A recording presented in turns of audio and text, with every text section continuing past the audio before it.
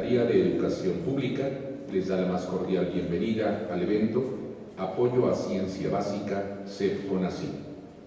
Esta mañana tenemos el honor de presentar a quienes presiden este evento, de los cuales me permitiré leer una breve semblanza. Es científica mexicana, especializada en la ecología evolutiva, en el marco de la biología del desarrollo. En la Universidad Nacional Autónoma de México fundó el Laboratorio de Genética Molecular, Epigenética, Desarrollo y Evolución de Plantas. Es cofundadora y coordinadora de investigación del Centro de Ciencias de la Complejidad de la Universidad Nacional Autónoma de México. En el año 2017 recibió el Premio Nacional de Ciencias y Artes en la categoría de Ciencias Físico-Matemáticas y Naturales. Desde el 10 de diciembre del 2018 es directora general del CONACYT. Bienvenida, María Elena Álvarez Bullar Roses, directora general del Consejo Nacional de Ciencia y Tecnología.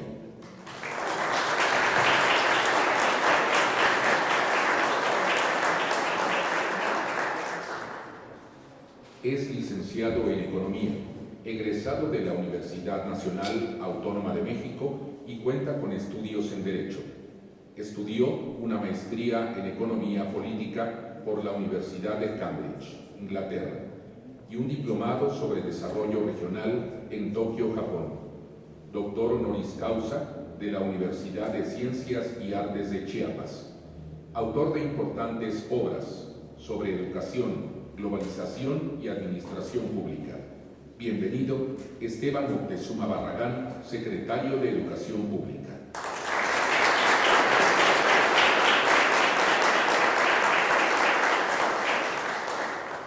Saludamos y damos la bienvenida a funcionarios de la Secretaría de Educación Pública y funcionarios del Consejo Nacional de Ciencia y Tecnología que hoy nos acompañan. Pedimos atentamente que nos dirija unas palabras María Elena Álvarez Bullar Roses, directora general del Consejo Nacional de Ciencia y Tecnología. Muchísimas gracias, maestro Esteban Moctezuma Barragán, secretario de Educación Pública. Es un honor y es un gran gusto estar aquí en conjunto con la CEP, construyendo las condiciones que el licenciado Andrés Manuel López Obrador nos ha mandatado para hacer honor a el derecho que todo mexicano debe de tener en términos de acceso a los beneficios del conocimiento y en particular del desarrollo científico y tecnológico en el país, que hoy quedan asentados además en este artículo 5 de la nueva reforma de ley con toda claridad. Y coincidentemente nos da muchísimo gusto anunciar de manera conjunta a la Secretaría de Educación Pública y al Consejo Nacional de Ciencia y Tecnología una gran noticia justamente para seguir apoyando con toda convicción esta capacidad de que todo mexicano tenga acceso a los beneficios de ciencia y tecnología. La Secretaría de Educación Pública y el CONACYT mantienen un acuerdo, un convenio constituido a partir del 2002 a través de un fondo sectorial que tiene como objetivo central el apoyar proyectos de investigación científica básica que generen conocimiento de frontera y con ello mejorar la calidad de la educación superior, la formación de científicos y académicos y también apoyar la divulgación científica, la creación y fortalecimiento de grupos o cuerpos académicos de investigación y también de desarrollo de infraestructura que permitan a los investigadores del país, sobre todo en entidades públicas como son las universidades y los centros públicos de investigación, realizar de manera óptima su trabajo de investigación y desarrollo. Desgraciadamente, en los últimos años de la administración pasada y así de manera consecutiva a partir de los sexenios del periodo que antecedió al inicio de esta cuarta transformación, el apoyo a la ciencia pública, a esta ciencia fundamental para aportar en la frontera del conocimiento, en el avance del conocimiento, se habían visto disminuidos hasta el grado que en el 2017 el apoyo a través de este fondo conjunto CEP-CONACYT fue de 0 pesos, 0 centavos. En 2018 los investigadores tampoco recibieron apoyo a través de este fondo CEP-CONACYT durante todo el año, y en los últimos meses de la gestión del licenciado Enrique Peña Nieto se aprobaron de un total de 5,000 proyectos que, habiendo un rezago, llegaron a la convocatoria de CEP-CONACYT. Se aprobaron para ser financiados solamente 272, sin dejar los convenios de formalización y todos los procesos que implica ya la administración de los recursos. Pero junto con estos 272 proyectos que habían recibido una calificación de altamente recomendables, quedaron 508 proyectos con la misma calificación y sin financiamiento. Bueno, en estos meses, en estos primeros meses de esta administración, como parte de este esfuerzo conjunto de la Secretaría de Educación Pública y del Consejo Nacional de Ciencia y Tecnología, hemos logrado integrar suficientes fondos para poder financiar todos estos proyectos que se realizan preponderantemente en universidades públicas y centros públicos de investigación por colegas quienes tienen a su cargo la formación de los nuevos científicos. Es decir, es imprescindible para poder fomentar esta formación, esta educación superior de nuevos científicos. Era imprescindible apoyar a estos científicos que son quienes tienen la capacidad de formar a los nuevos colegas que van a sumarse a las filas del quehacer científico y tecnológico y de la innovación en este país. Los recursos totales asignados a la convocatoria de ciencia básica, que entonces integra todo este esfuerzo hasta el 2019 y que se cristaliza en estos primeros 4 meses de este nuevo régimen de la Cuarta Transformación, va a ser un total de 1.175.319.552 pesos. Como les decía, de estos más de 1.000 millones de pesos, que es un aporte público a la investigación de frontera muy importante, sin precedentes en los últimos años, solamente quedaron en el fondo CEP-CONACYT de la administración pasada 272 millones, y el resto, los 780 millones, son un aporte nuevo de estos primeros 4 meses de gestión conjunta de la CEP y del CONACYT para apoyar la ciencia básica. Esto nos va a permitir apoyar 488 proyectos que han cumplido con todos los requerimientos y que tienen además esta calificación de altamente recomendables.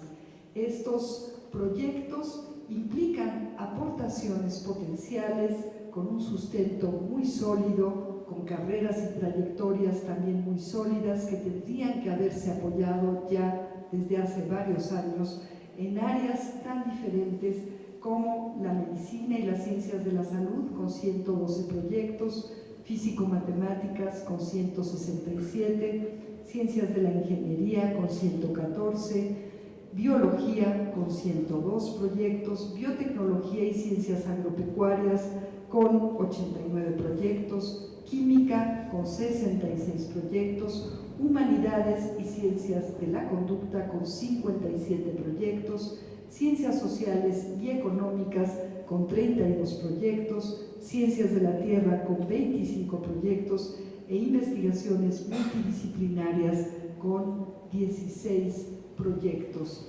Y me da muchísimo gusto también enlistarles el conjunto de instituciones públicas que van a ser fortalecidas para poder seguir desarrollando sus capacidades no solamente de aportar al conocimiento en la frontera, sino de formar, como decía hace unos momentos, a los nuevos cuadros científicos y capaces de hacer desarrollo tecnológico y de transferir estos desarrollos para que la sociedad se beneficie de los mismos.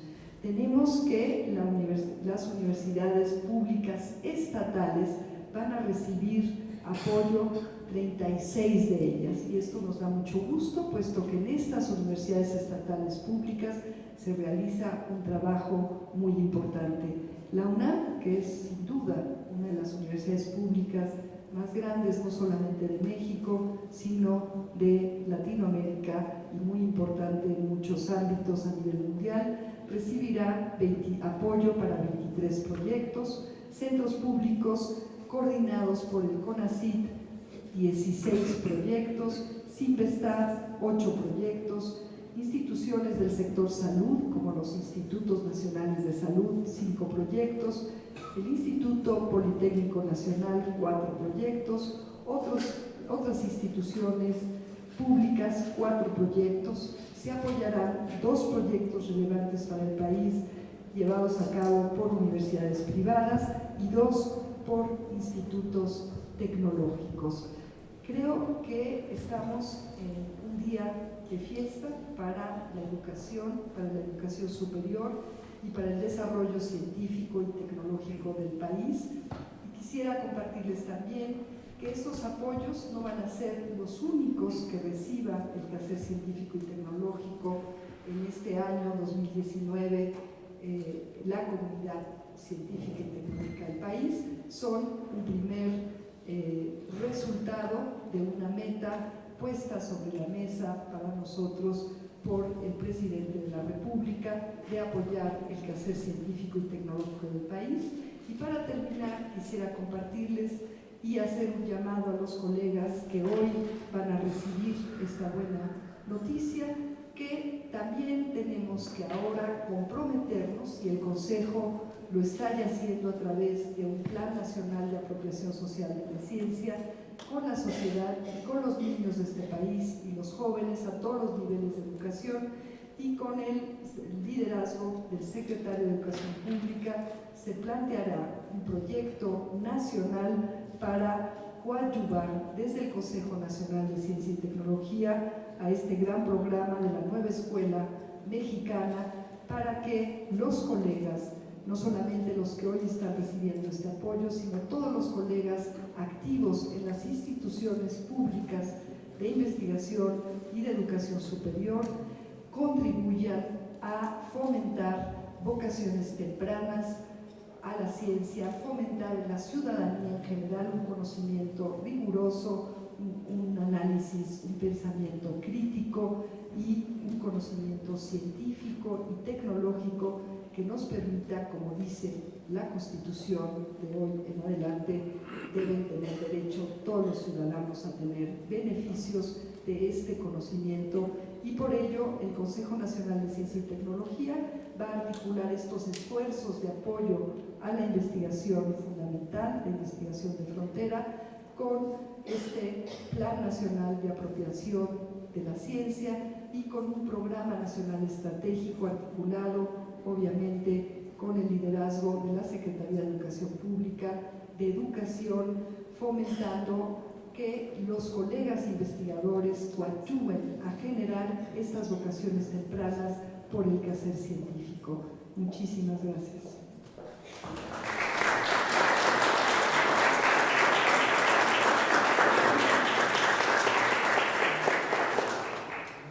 Agradeciendo esta intervención, invitamos al secretario de Educación Pública, Esteban Moctezuma Barragán, para que nos dirija su mensaje.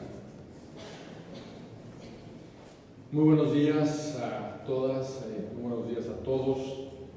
Doctora Marilena Álvarez Villarroses, pues hoy es un gran día precisamente porque el día de hoy, en la madrugada, se aprobó la iniciativa de reforma constitucional en la Cámara de Diputados, que pues va a transformar de una manera muy positiva la educación mexicana. ¿Por qué? Porque es una iniciativa, en primer lugar, que está enfocada en el aprendizaje de las niñas, los niños, los adolescentes y los jóvenes mexicanos, que está como una iniciativa que tiene como prioridad en la revalorización del magisterio. Yo creo que las maestras y los maestros en México van a salir muy beneficiados con este nuevo arreglo de la educación pública, y también porque hay corresponsabilidad expresa en la Constitución de que quienes deben de participar en el esfuerzo educativo no son solamente las maestras y los maestros, son también los padres de familia. Mucha queja recogimos de muchísimos padres de familia que nos decían en los foros educativos que había, perdón, de los maestros que nos decían en los foros educativos que había una idea de muchos padres de familia de dejarles a sus hijos para que los eduquen de principio a fin en la escuela, y la escuela y la familia son complementarias.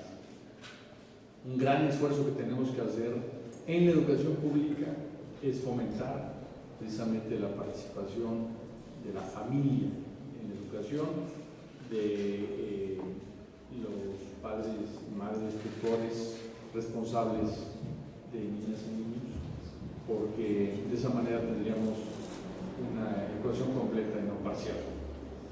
Y es por ello que saludo con mucho respeto y admiración a nuestra compañera, la doctora Marilena Álvarez Bulla Roses, que es la primera científica designada como directora general de CONACYT en sus 48 años de existencia en el Consejo.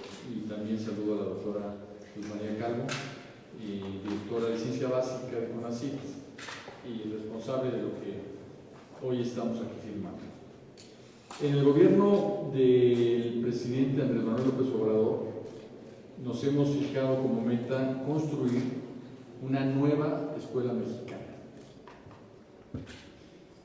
Esta es simultáneamente una filosofía, un modelo educativo y una matriz de valores. ¿Por qué es filosofía? Porque la nueva escuela mexicana promueve una educación de equidad, equitativa en México, que es algo urgente tener siempre en mente, con excelencia, que ubica a niñas, niños, adolescentes y jóvenes al centro de la atención del sistema educativo público. Segundo, las líneas de acción de esta nueva escuela mexicana es coordinarse con todas las instancias, tanto federales como estatales y de la sociedad, que fomentan el desarrollo educativo, científico, técnico y tecnológico, como precisamente es y lidera el Consejo Nacional de Ciencia y Tecnología. Tercero, la matriz de valores de esta nueva escuela mexicana es formar un nuevo mexicano con una autoestima desarrollada, con un sentido comunitario y solidaridad social, deseoso de una superación personal en la superación colectiva, orgulloso por su identidad cultural y étnica, con un profundo amor por México y un desarrollado criterio de tolerancia e inclusión. Si tenemos clara la filosofía de la nueva escuela mexicana, si tenemos claro que al final de los estudios de cualquier niña o niño mexicano vamos a tener ciudadanos que contengan estos valores, entonces desde la educación inicial tendremos que empezar a inculcarlos. Y es por ello que lo que acaba de comentar la doctora se me hace sumamente pertinente. La comunidad científica muchas veces se queja de que hay poca vocación científica. Y creo que ya es momento de que todos reflexionemos que quien más capacidad, conocimiento y responsabilidad tiene para que las niñas y los niños mexicanos se interesen por la ciencia, pues son los científicos. Entonces queremos abrirles las puertas de la educación pública de par en par para que nos ayuden a elaborar contenidos que incluyan precisamente ese interés por la experimentación, ese interés por desarrollar la curiosidad sobre pues todo lo que son los fenómenos de la naturaleza, de la ciencia, y que podamos desde niños y desde niñas inculcar que la ciencia es algo fácil, sencillo, divertido, interesante, y que no es un mundo al que muchos, por falta de autoestima o por falta de conocimientos iniciales, les da miedo experimentar, porque dicen, no, eso es para otro tipo de personas. Tenemos que hacerles sentir a nuestras niñas y niños que cualquier disciplina es transitable y que ellos pueden adoptar cualquier carrera y que son capaces de hacerlo. Pero esto solo lo podemos hacer si desde niños nos interesamos en la experimentación, nos interesamos de una manera lúdica en la ciencia. Y por ello hemos acordado hace un momento precisamente que nos ayude con la CIT a coordinar un esfuerzo para que esto suceda en la educación pública mexicana. Y todo ello pues va a hacer que el mexicano y la mexicana que formemos tenga un espíritu curioso, respetuoso del medio ambiente, innovador y productivo, con curiosidad científica. En ello, el convenio que desde el año 2012 firmó entre el CONACYT y la SEP para construir el Fondo Sectorial de Investigación, pues es un marco muy adecuado, aunque este pacto institucional había sido descuidado y por ello era necesario revisar este fondo, pues darle precisamente recursos para cumplir con tan importantes compromisos. Y es una feliz coincidencia que sea el día de hoy, porque expresamente en la reforma que envió el señor presidente al Congreso y que enriqueció el Parlamento abierto, ha sido una de las iniciativas más discutidas en México, lo que demuestra que vivimos una nueva democracia, pues tiene precisamente el estudio de la ciencia como algo fundamental dentro de los planes y programas. Y dentro del marco de las acciones del Fondo Sectorial, celebro precisamente que le estemos dando hoy seguimiento y conclusión a la convocatoria de ciencia básica de los años 17 y 18, con la finalidad de financiar aquellos proyectos aprobados por las comisiones de expertos aplazados por tanto tiempo, y explicó la doctora. Este año el nuevo CONACYT financiará, nos dijo, cerca de 500 proyectos que habían estado rezagados de la convocatoria antes citada. Y estamos hablando de una inversión más de 4 veces mayor a la de los 2 años previos, un compromiso de apoyo a la investigación que desde ahora cumple ya el gobierno de Andrés Manuel López Obrador. Los beneficios de esta inversión histórica, que ya nos explicó la directora, tendrán un efecto multiplicador en el bienestar de un sinnúmero de mexicanos. Y con el seguimiento y cumplimiento de estos compromisos fundamentales, sin duda, le damos confianza a la comunidad científica de México de que este es un gobierno que los apoya, que es un gobierno que busca su desarrollo y que es un gobierno que busca apoyarlos y desarrollarlos para que contribuyan con el bienestar de todos los mexicanos y con el desarrollo del país. Y por ello les estamos solicitando que si falta vocación científica en México, promovámosla juntos. Muchas gracias.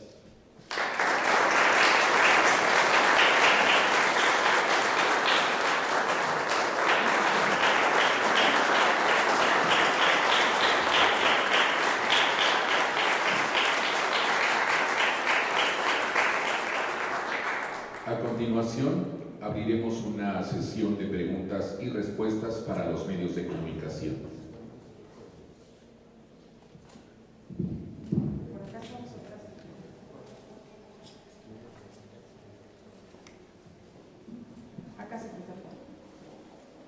Buenos días, Alida Archundia de la agencia Notimex. Secretario, si me permitiera, aprovechando pues que lo tenemos aquí bien cerquita, Pues ni tan cerquita si quieres hacer. sí, claro. ¿Cómo podría usted explicarles a la población en general estas ventajas que ustedes ofrecen en la nueva reforma educativa? La gente en lo común, el mexicano de a pie, ¿qué es lo que le va a ofrecer al mexicano esta reforma educativa? Esa sería una pregunta.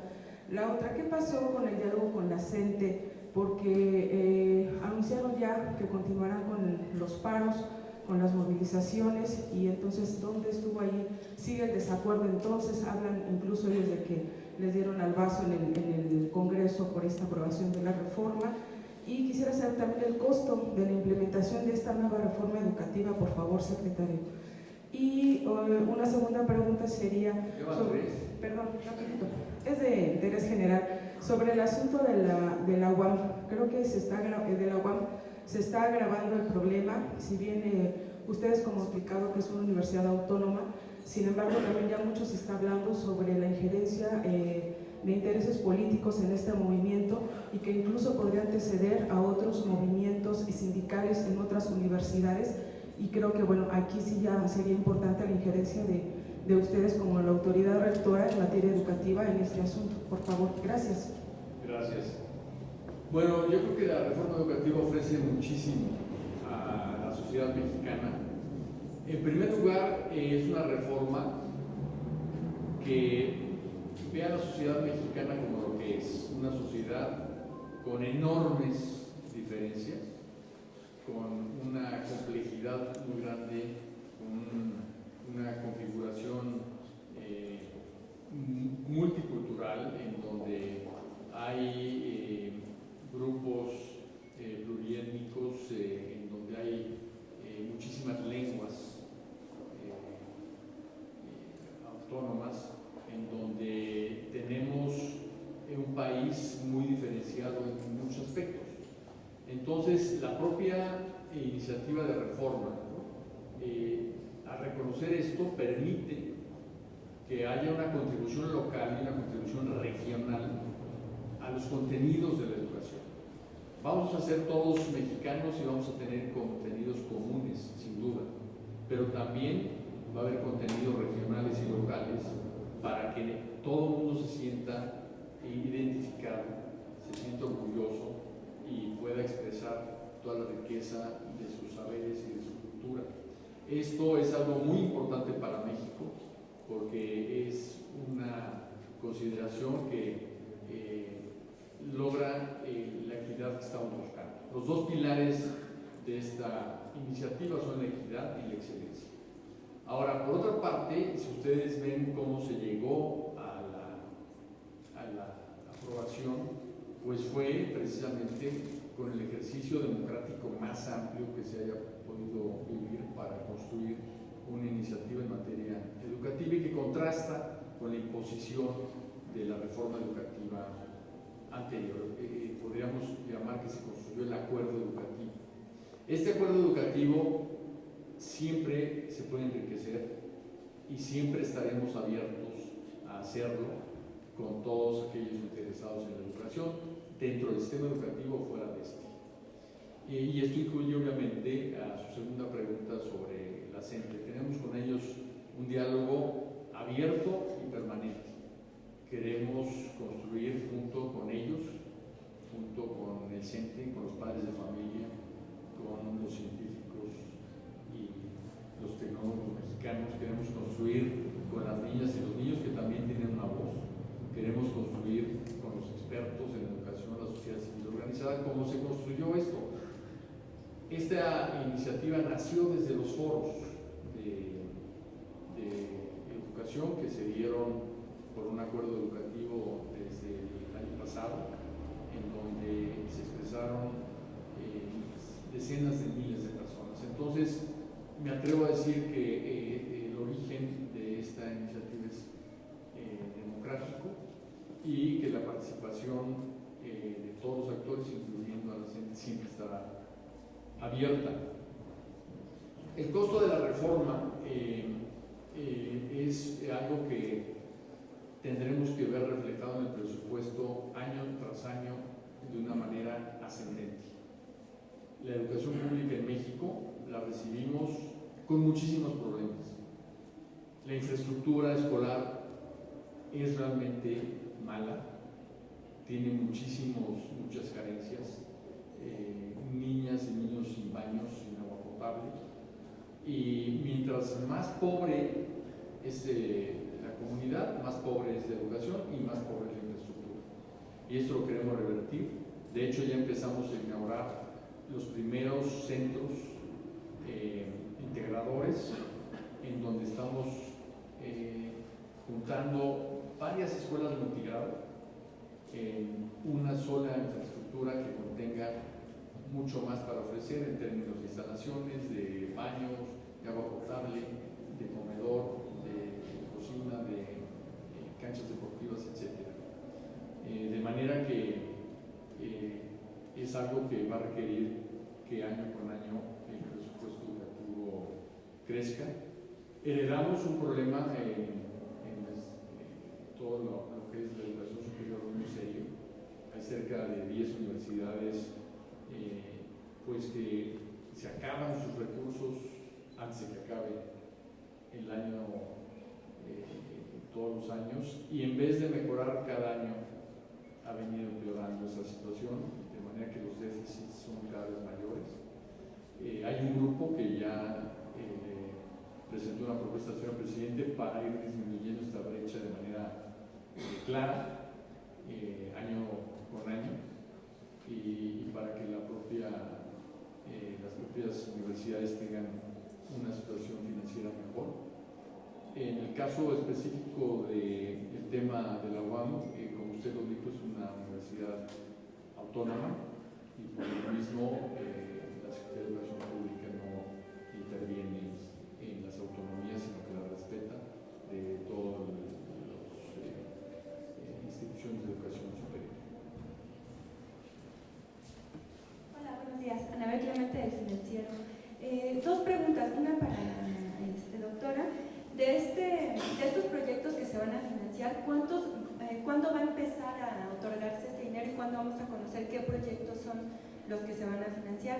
Y por otro lado, secretario, también sobre los libros de texto, platicamos con algunos impresores que hablaban de que no hay licitación todavía para la impresión de los libros, hay un retraso de 4 meses.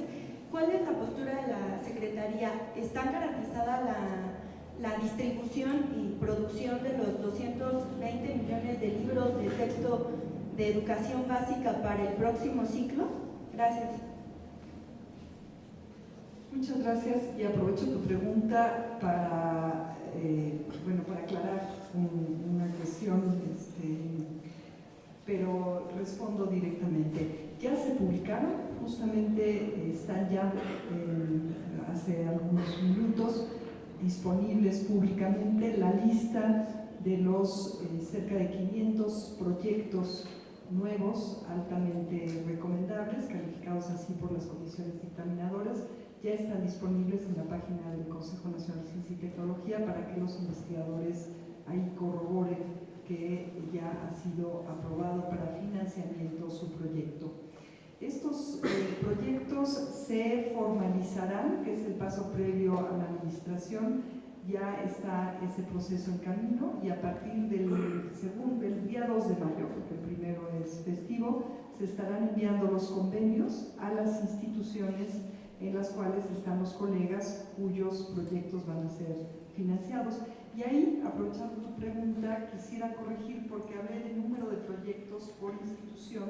Para el caso de las disciplinas sí son números de proyectos, pero para el caso de las instituciones son porcentajes. Entonces, rápidamente, 36% van para universidades estatales públicas, 23% para la UNAM, 16% para los centros públicos de investigación coordinados por el CONACYT, 8% para el CIBESTAT, 5% para instituciones del sector salud. Cabe aquí decir, que no lo mencioné hace un momento, que el CONACYT ya también, en un fondo que tiene con la Secretaría de Salud, anunció el apoyo a un número importante de proyectos para específicamente las instituciones del sector salud, 4% para el Politécnico Nacional 4% para otras instituciones públicas, 2% para algunas universidades privadas y 2% para institutos tecnológicos. Entonces, a partir del 1 de mayo van a empezar a ser los convenios. Esto tiene un proceso, pero de manera muy expedita se irán ya administrando vía las reglas de cada una de las instituciones estos proyectos. Y también los proyectos que previamente se habían ya publicado y que no habían quedado formalizados. En estos meses hemos estado también haciendo y poniendo al corriente ese trabajo, es decir, se van a formalizar y financiar todos los proyectos, no solamente estos cerca de 500, sino los 272 proyectos anteriores que ya habían sido publicados. Bien, con respecto a los libros de texto, la fecha de entrega de los libros es precisamente el inicio del ciclo escolar en agosto, de manera que no puede haber retraso en algo que todavía no sucede. Lo que seguramente han recogido ustedes es que anteriormente era CONALITEG quien hacía todo el proceso de licitación de los libros, se hacía con muchísimos meses de anticipación y pues muchas veces empezaban en octubre. Con el inicio de un nuevo gobierno pues se empieza desde diciembre. Con el cambio de reglas también sucede algo importante, y es que las auxiliares mayores, ahora unidades administrativas de cada dependencia, como ustedes saben, ya no dependen de cada dependencia, de cada secretaría, sino que las nombra la Secretaría de Hacienda, y varios procesos que antes se llevaban a cabo al interior de las dependencias, como es el de compras, se centralizan en la Secretaría de Hacienda y Crédito Público. La Secretaría de Hacienda y Crédito Público, a través de su oficialía mayor, es la que ha centralizado todo el proceso de licitación por un lado el papel y por el otro lado la impresión de los libros, y estamos sobre ello, me atrevo a decir que todos los días. Vamos a tener los libros a tiempo, vamos a tener además algunos cambios importantes en los mismos, que también es importante señalar, y no le vemos ningún problema para que al inicio del ciclo escolar todas las niñas y niños de México tengan en sus manos los libros de texto, y los maestros también para poder iniciar el ciclo escolar en tiempo y forma. ¿Cuánto tiempo sería necesario para producir estos libros? Si estamos en mayo, bueno, en abril, quedan 4 meses para empezar el siguiente ciclo, ¿cuál sería el tiempo que tienen estimado para la producción y distribución de estos ejemplares? Una de las cosas que se ha hecho es dispersar precisamente la contratación de la producción de los mismos, entonces hay muchísimas más empresas trabajando en ello, lo que va a permitir que se tengan a tiempo en estos 2 meses, lo que queda de abril, mayo y junio. También obviamente participa en el trabajo de la CONALITEG, Talleres Gráficos de la Nación, la Editorial Progreso, que son dependencias sectorizadas, empresas públicas, y con esa participación y el calendario que hemos recibido de Hacienda, vemos que tendremos los libros de texto a tiempo. ¿Pero ya se entregaron licitaciones para esto? Sí, no, ya tenemos papel, ya se está trabajando, ya se están imprimiendo los libros, no se la cifra exacta al día de hoy, pero ya hay millones de libros impresos. Digamos que es un proceso que ya inició desde hace varias semanas. Hola, ¿qué tal? Buenos días, Arely Villalobos del Sol de México.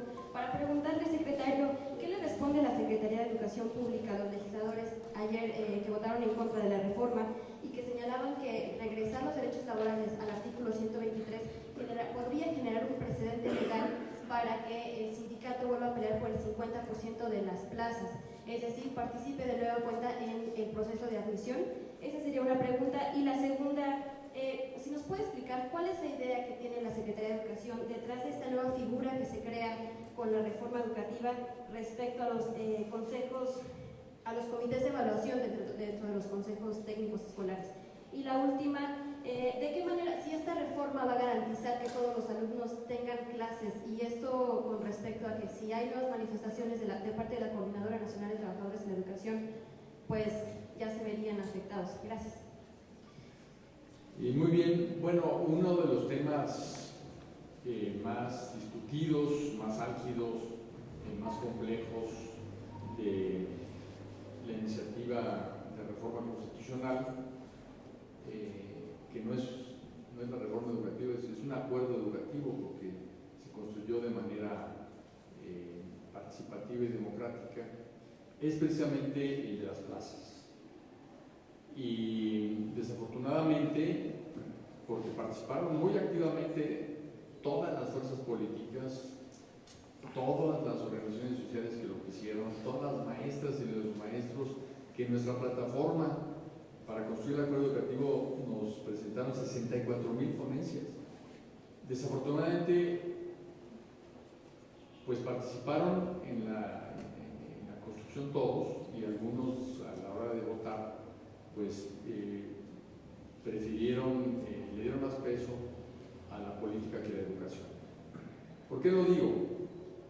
Porque lo que hemos descubierto desde que estamos en la Secretaría de Educación Pública es que este discurso de que antes se vendían las plazas pero con la reforma educativa se evitó, antes se le daban las plazas pero con la reforma educativa se evitó, es un discurso que no se sustenta en los hechos.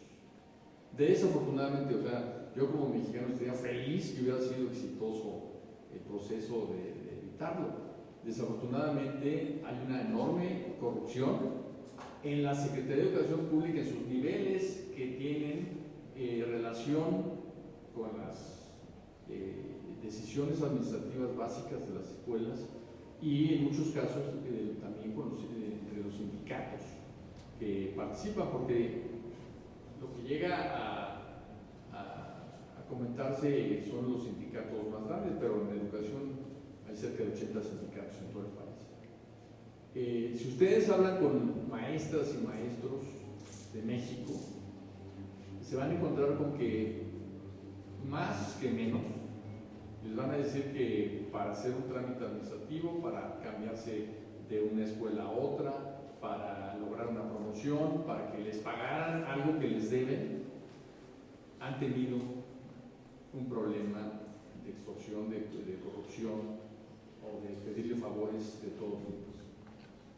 Y desafortunadamente eso existe todavía, y no lo quitó la reforma anterior.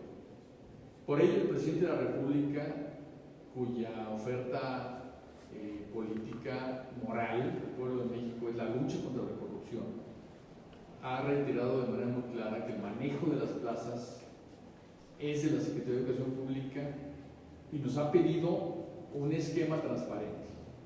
Lo que vamos a construir es un esquema en el cual pongamos sobre una mesa de cristal, por así decirlo, las plazas vacantes, las plazas que se van a asignar, los aspirantes, el presupuesto, la planeación de las necesidades de servicio, para que todo el mundo conozca por qué se asignaron, cómo se asignaron, a quién se le asignaron las plazas. Y así como hoy está transparentando las plazas de la burocracia, las plazas del gobierno federal, así que podamos transparentar todas las plazas magisteriales. Y esto es algo que lo ha dicho de manera muy clara, que las plazas se van a manejar, y se van a manejar de manera transparente.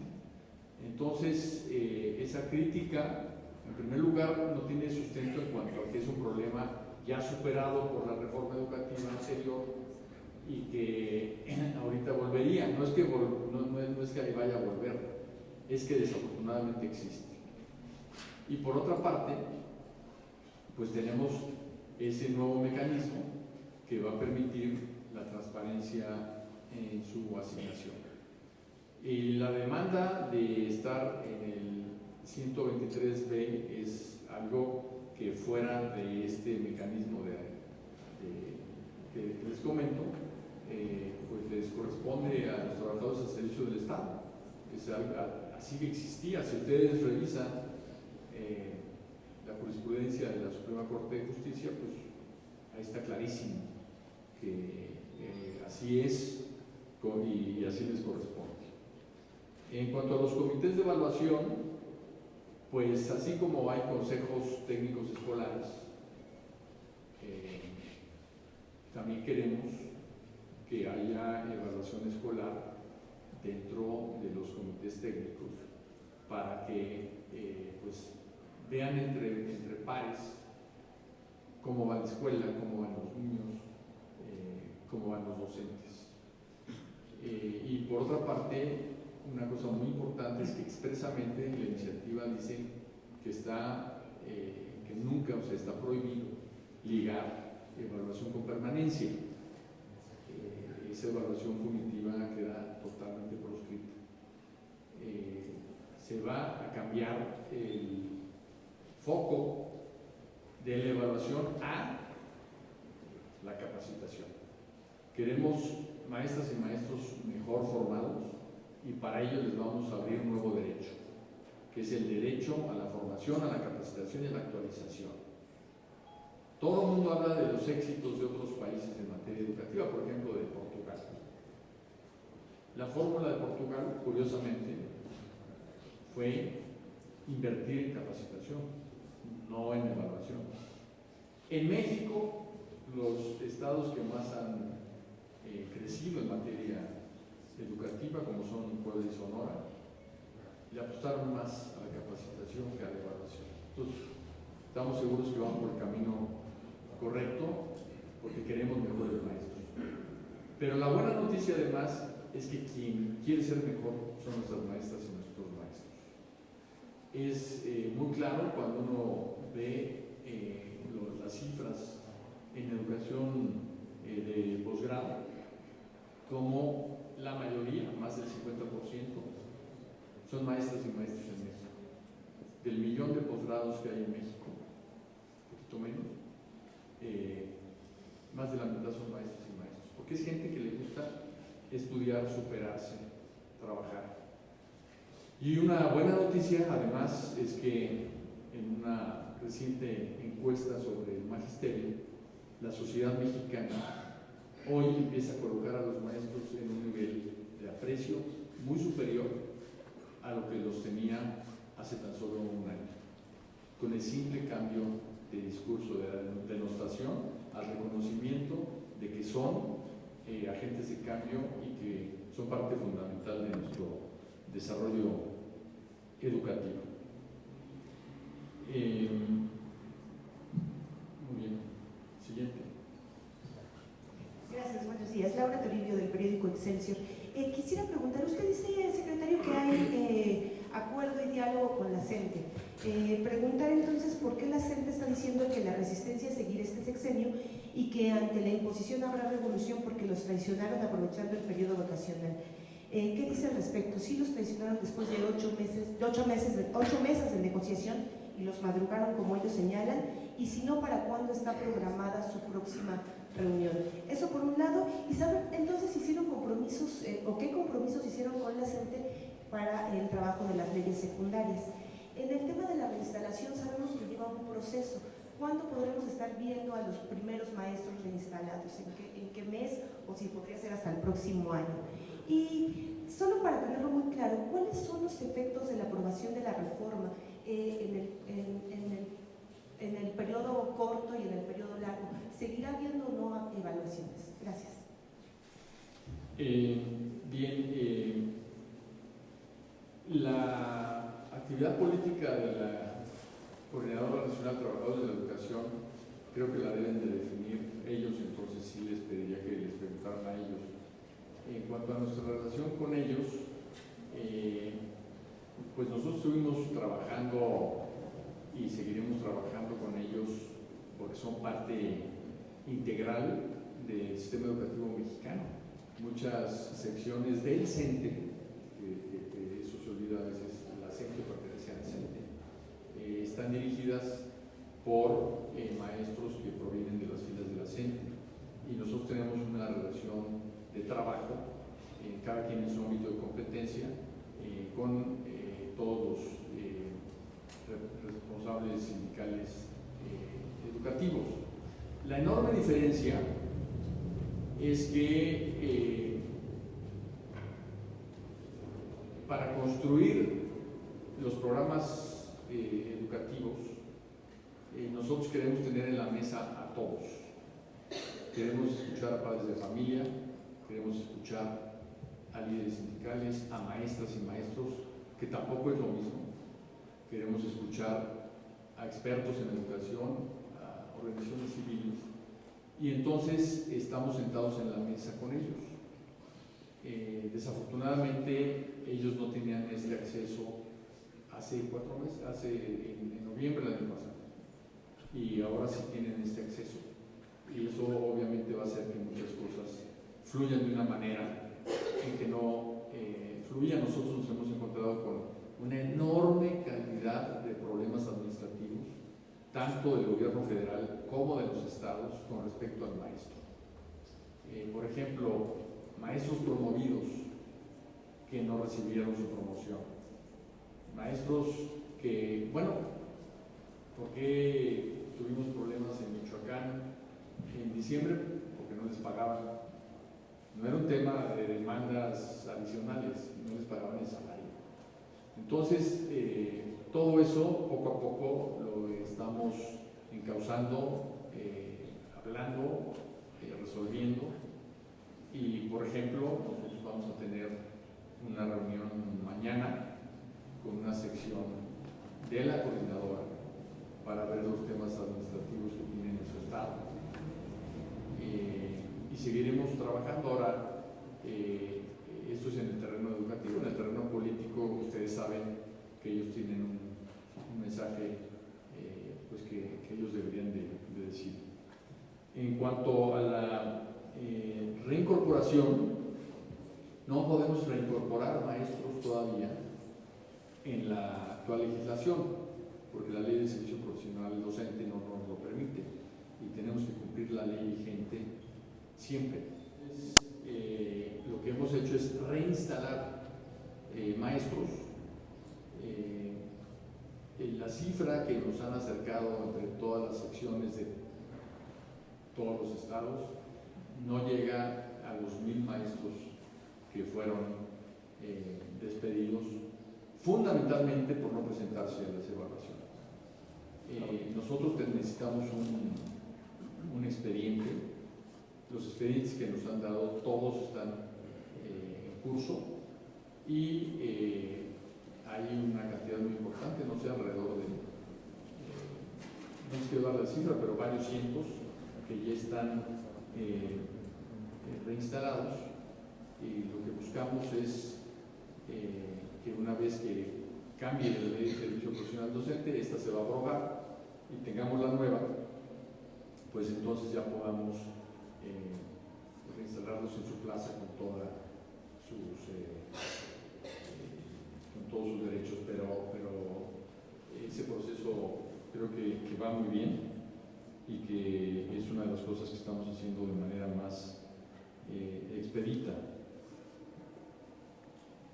Hola, buenos días. Acá, secretario, gracias. Laura Poy de la Jornada. Secretario, me gustaría que nos dijera o nos diera su opinión del alcance de este artículo 16º transitorio, que pues ha sido muy polémico, ¿no? Anoche lo veíamos en el debate en la Cámara. Por favor, si nos puede ampliar el alcance, sobre todo porque ahí se reconoce al magisterio como trabajadores del Estado. Tengo entendido, entonces, saber exactamente qué significa este artículo transitorio. También saber, se crea ya un nuevo servicio de carrera para el magisterio. Saber también qué alcances va a tener, porque a diferencia del programa de carrera magisterial, esto está proponiendo otro esquema distinto, ¿no?, para los profesores. Y en cuanto a los libros de texto, si bien ya nos ha explicado que ya está, pues entendería yo, quizás que fue por no sé si fue por adjudicación directa a las impresores, si nos puede detallar eso, pero también saber el contenido, porque de acuerdo al ritmo que llevaba la reforma del sexenio pasado, pues este ciclo escolar que va a empezar, venían los nuevos libros de cuarto a sexto de primaria y de segundo a tercero de secundaria. ¿Ese contenido quedó como se tenía previsto o hay un cambio en los contenidos de los libros que pues implica un mayor esfuerzo no solo para su impresión y distribución? Gracias. Muy bien, el transitorio es muy simple, basta leerlo. Una cosa es lo que se dice muchas veces por razones de posicionamiento político y otra cosa pues, es la interpretación política. Lo que dice el transitorio es muy simple. Las maestras y los maestros, en todo lo que no está definido en el artículo 3 constitucional, se aplicará el 123B. Eso así de simple. En cuanto a... Perdón, la segunda pregunta era sobre el sistema de carrera, de carrera magisterial, hay un nuevo sistema. Sí, lo que vamos a crear es un sistema de promoción de los maestros de manera horizontal. Los maestros muchas veces para promoverse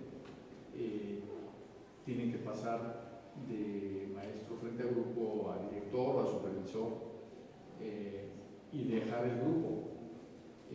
Eso es algo que no queremos que suceda, porque muchas veces se pierden buenos maestros y se ganan malos directores. Entonces van a poder promoverse de manera horizontal, además de la promoción vertical, para que puedan tener un mejor salario en diferentes etapas de su desarrollo profesional. Pero esto va a estar ligado a la capacitación. Entonces, por eso estamos hablando de un sistema de capacitación, que por cierto va a ser gratuito, es un derecho de los maestros. En el momento en que se apruebe ya la iniciativa, porque todavía falta el Senado y faltan 17 diferentes legislaturas locales, ya que se apruebe el nuevo acuerdo educativo, pues lo que tendremos que definir precisamente en mesas de trabajo son las leyes secundarias. Nosotros no queremos dar un esquema de manera unilateral, sino construirlo juntos con las partes interesadas para tener algo que todos avalemos. La carrera magisterial en su momento,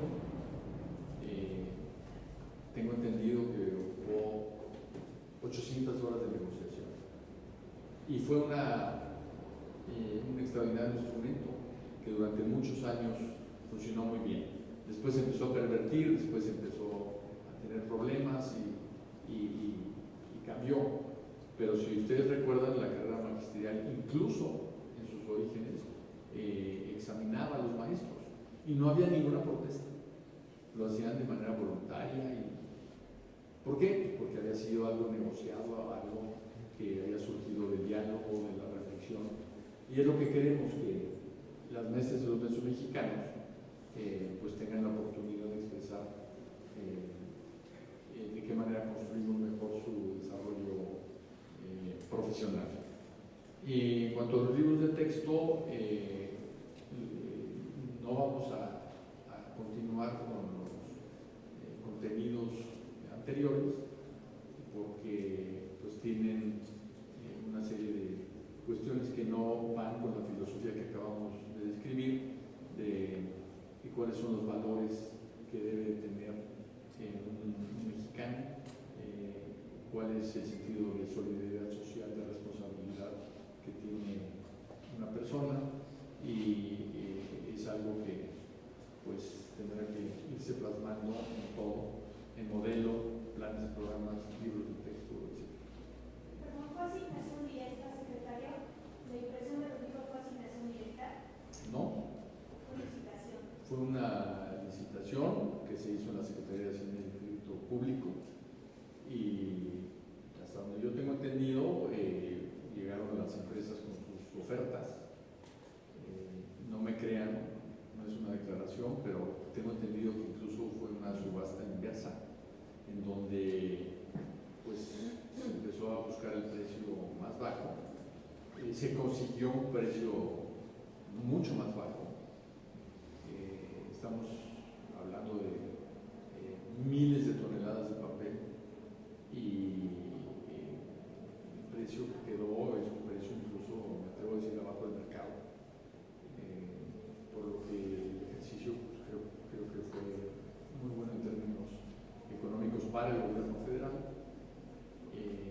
pero se aplicó por la Secretaría de Hacienda con todas las de la ley. En todo esto hubo un acompañamiento de la Secretaría de Función Pública y de la propia Secretaría de Educación Pública. Hola, buenos días. Tere Moreno del Universal. Secretario, 3 preguntas. Una, si con esta nueva reforma se va a abrir la puerta otra vez para las dobles negociaciones de las secciones sindicales con los gobiernos de los estados y para que el Sindicato Nacional de Trabajadores de la Educación controle el 50% de las plazas, como se hacía antes de 2012. También si esta es una reforma a modo de la coordinadora, como reclaman algunos integrantes de la oposición y especialistas en el tema educativo, o si traicionaron a los maestros de la coordinadora, como reclama la coordinadora. Gracias. O sea, no hay a dónde hacerse. Bueno, ya había explicado lo primero. El señor presidente, de manera muy clara, ha dicho que plazas y nómina es algo que maneja el gobierno federal. Además, nosotros no vamos a asignar plazas, vamos a asignar el uso de la plaza. La plaza es del gobierno federal, ni siquiera es del gobierno federal, es del Estado mexicano. No hay dueños de las plazas. Y el señor presidente ha sido muy claro en el sentido de que esto se tiene que manejar de manera transparente. El gran reto que tenemos es precisamente crear el mecanismo totalmente transparente para que esté muy claro qué plazas a quién se asignan, por qué se asignan en cada periodo. La propia legislación no permite que esto suceda. En cuanto, o sea, que suceda lo que preguntaste, lo del 50%. En cuanto a la segunda negociación, tampoco, ya que quien maneja todo el sistema es el gobierno federal y los estados no tienen participación en ello. En cuanto a reforma a modo o traición, bueno, una negociación siempre es un sistema complejo de dar y recibir, de obtener y ceder. Y en materia educativa, pues hay un enorme, digamos que gama de presiones y de posiciones, de manera que si uno lo ve desde el punto de vista de los sindicatos, a lo mejor hubieran querido más, de la oposición, pues a lo mejor hubiera querido más, pero nosotros tuvimos una salida central, que es que quien más obtenga sean las niñas y los niños de México, y quien más obtenga sean las maestras y los maestros. Y así quedó la reforma.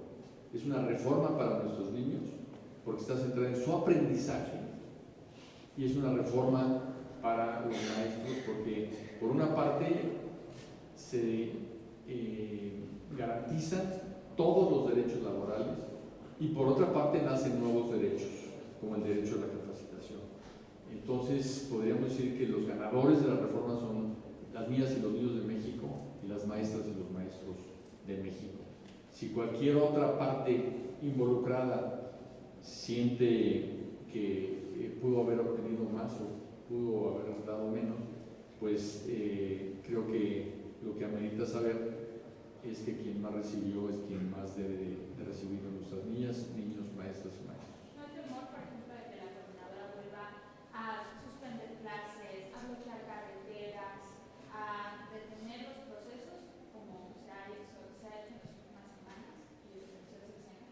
Pues la coordinadora tiene su propia lógica, que no creo que esté en discusión en este momento, pero nosotros no estamos legislando, estamos trabajando en función de grupo alguno, estamos trabajando y legislando en función de nuestras niñas, niños.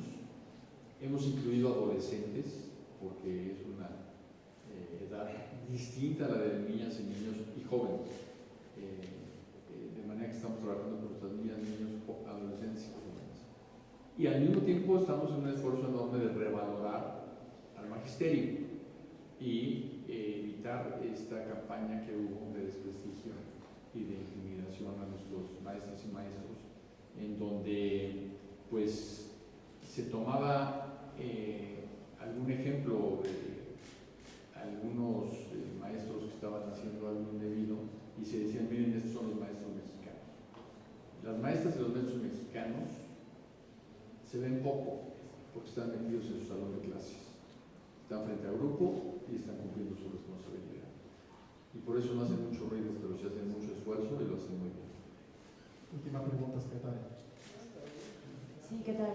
Muy buenos días, Paola Montemillorio. Preguntarle, secretario, yo sí quiero insistir en este aspecto del artículo 16 transitorio, ya que ahí, bueno, pues especialistas advierten sobre que se tiene ese riesgo, ya que, bueno, pues al ser reconocidos los profesores como trabajadores del Estado, pues esto abre la puerta para que ellos puedan recurrir a pues toda serie de litigios para que pues puedan reclamar las plazas y sobre todo pues los criterios que van a regir la asignación de plazas. Eso por una parte, y por otra parte, entonces ya queda fuera totalmente esta situación de, bueno, que exigían los propios diputados de Morena de que las normales tuvieran preferencia justamente en la admisión de los profesores en el sistema educativo. Gracias. Bueno, como ya lo dije, insistes en la pregunta, yo insisto en la respuesta. Si uno lee el artículo transitorio, fracción 16, dice de manera muy clara que todo lo que no está definido en el artículo 3 se resuelve por el 123b. ¿Perdón? Como trabajadores, y por tanto pueden recurrir a... Como trabajadores ascensiones, es que es lo que son. Pero ahí no cambió en lo más mínimo su estatus laboral. Eso eran en el 2000, eran en el 2005, en el 2010, en el 2015, en el 2020. Siempre han sido trabajadores al servicio del Estado. No es que se les haya dado un estatus diferente, se les respetaron sus derechos laborales. Pero en el caso particular de las plazas, en el caso particular de la nómina, eso es algo que va a manejar la Secretaría de Educación Pública a través de mecanismos transparentes. ¿Y estos mecanismos no se negociarán entonces con la CENTE, como la misma CENTE lo había manifestado?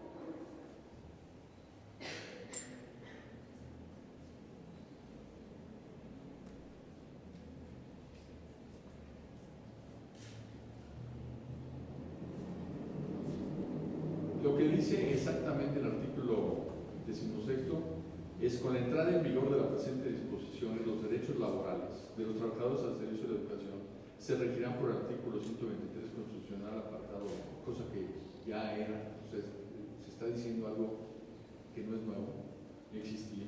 Lo que sí es nuevo es que dice con fundamento en este decreto, o sea, la iniciativa de reforma, la admisión, promoción y reconocimiento se regirán por la ley reglamentaria del sistema para la carrera de las maestras y los maestros. Entonces, lo que está diciendo es que precisamente todo lo relativo a plazas y a nómina, que es el fondo de todo esto, se van a regir por las leyes reglamentarias. Y el señor presidente nos ha dicho de manera muy clara que eso lo conserva el gobierno mexicano, el Estado mexicano, la Secretaría de Educación Pública. Damas y caballeros, es así como damos por concluido este evento. Agradecemos su amable asistencia. Que tengan